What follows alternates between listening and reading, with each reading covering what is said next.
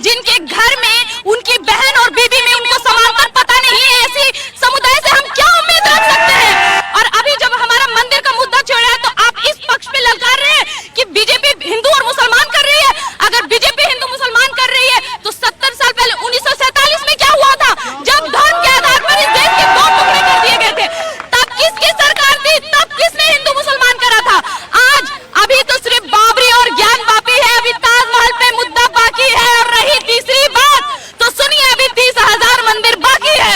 सब जगह खुदेगा, जहाँ जहाँ खुदा है वहाँ वहाँ खुदेगा, और हर जगह से हमारे महादेव हमारे राम ही निकलेंगे। जिस प्रकार से वो लोग हिंदुओं के शिवलिंग का मजाक उड़ा रहे हैं, अगर किसी हिंदू ने इस्लाम का धर्म का मजाक बनाया होता तो अब तक वामपंथी लोग उनके साथ आ जाए। सर हमारे धर्म के ऊपर मूवी बनती है, कौन सी, आश्रम। कभी बना के दिखाओ, मदरसा नहीं काट दिए जाएंगे तो कहना बहुत करते हैं। ये लोग जो आए दिन हमारे धर्म का मजाक उड़ाते हैं, इनके कोई मुनव्वर करके नाम थे ना, जिन्हें अभी अभी जेल में डाला गया है, जो हमारी सीता माता पर गलत टिप्पणियां कर रहे थे। अगर यही हरकत किसी हिंदू ने की होती तो अभी तक उसके टुकड़े टुकड़े काट के कर दिए होते। उस वक्त आपका संविधान खतरे में नहीं जाता। आज जब हिंदू के पक्ष में बात आती है तो आपको लगता है कि संविधान खतरे में जाता है।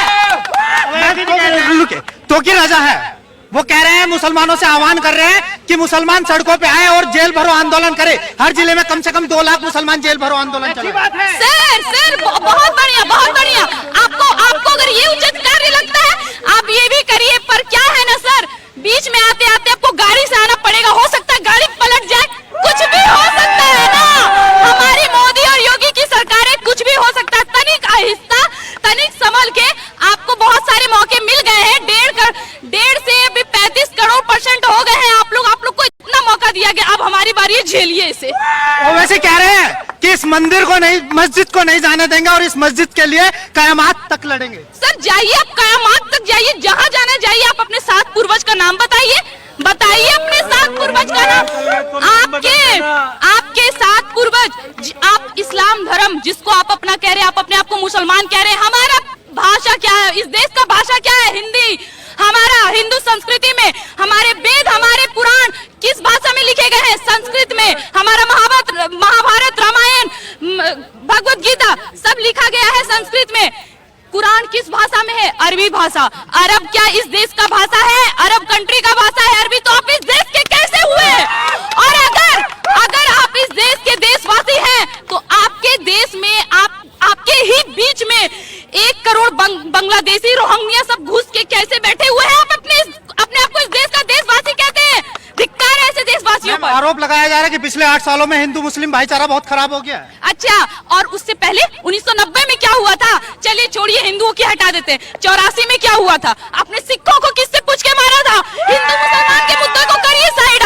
आपको लग रहा है बीजेपी ने हिंदू मुसलमान किया तो सिखों को क्यों भूल जाते हैं, उनकी कुर्बानियों को क्यों भूल जाते हैं। गुरु गोविंद सिंह के 7 पुत्र जो हमारे देश के लिए कुर्बान हुए, उनको क्यों भूलते हैं, जवाब दीजिए। एक रात में सारे कश्मीर पंडितों को कश्मीर खाली करने का ऑर्डर दिया गया था, या फिर उनको मार देने का ऑर्डर दिया गया था, उनकी बहन बेटियों के साथ बलात्कार करने का ऑर्डर दिया गया था। उस वक्त कहाँ थे, और अगर थे ना हमारे देश के अच्छे मुसलमान तो कहाँ थे उस वक्त। और उस वक्त कहाँ थे जब अंकित शर्मा, चंदन गुप्ता जैसे हिंदू लोगों को काटा जा रहा था, आरएसएस के कार्यकर्ताओं को काटा जा रहा था, आरएसएस के कार्यकर्ताओं पर गोलियां चलाई जा रही थी। आप कहाँ थे सर, कार सेवकों पे गोलियां चलाई जा रही थी, आप कहाँ थे। हमारे जेएनयू के कुछ स्टूडेंट थे जो नारा देते थे, अफजल हम शर्मिंदा है, तेरे कातिल जिंदा है। ये जेएनयू के छात्र, ये ऐसे लोग हमारे देश में रह रहे हैं, देश विरोधी भाषण दे रहे हैं, लेकिन इनकी चार्जशीट पर साइन नहीं की जा रही है क्योंकि इससे लोगों को फायदा हो रहा है।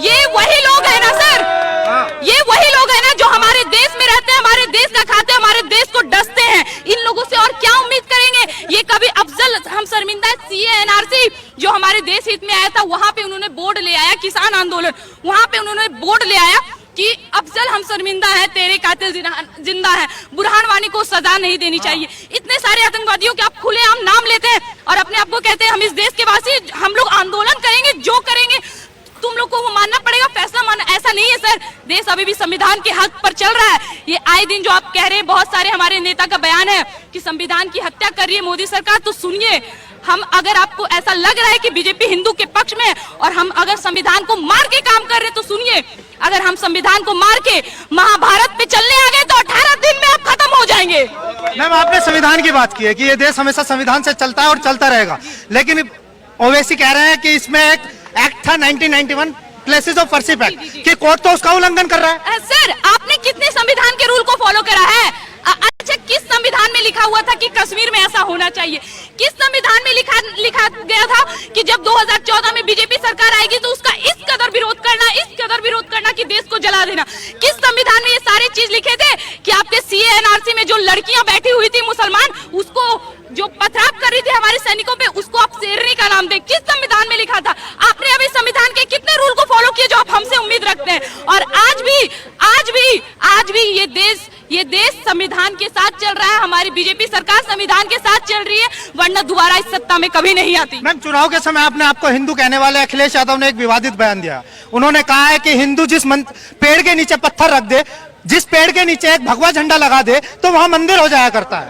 ये पेड़, सबसे पहले तो सुनिए, अभी मेरे पास इतना समय नहीं है कि इनको इसका अर्थ बताएं, लेकिन एक बार इनसे गुजारिश है कि इसका प्राचीन अर्थ जरूर जान ले कि हमारे पूर्वज क्यों इसे धर्म के आधार पर घेर रहे थे और पेड़ को रहने दिया जा रहा था। उसका एक बार रीजन जरूर जान ले, उसके बाद इस मुद्दे पे बहस करना। और यही है अखिलेश यादव जो कभी अपने आप को जराउधारी बताते हैं, कभी टोपी पहनकर मजार पर जाते हैं। ये वही लोग हैं जिनके पिता कहते हैं कि सिर्फ मुसलमान लड़कियां हमारी बेटी है और कोई नहीं। ये ऐसे नेता है जो ऐसे विवादित बयान देते हैं, इनसे हमें किसी तरह का उम्मीद नहीं है। मैम, आखिरी सवाल आपसे, जिस प्रकार उत्तर प्रदेश के डिप्टी सीएम है केशव प्रसाद मौर्य, उन्होंने एक ट्वीट किया है। उन्होंने लिखा है कि सच्चाई को कभी कितने दिन तक छुपाओगे, सच्चाई को कभी छुपाया नहीं जा सकता। उन्होंने आखिरी में एक लाइन लिखी है, शिव ही सत्य है। जी, उनका कहना बिल्कुल सत्य है।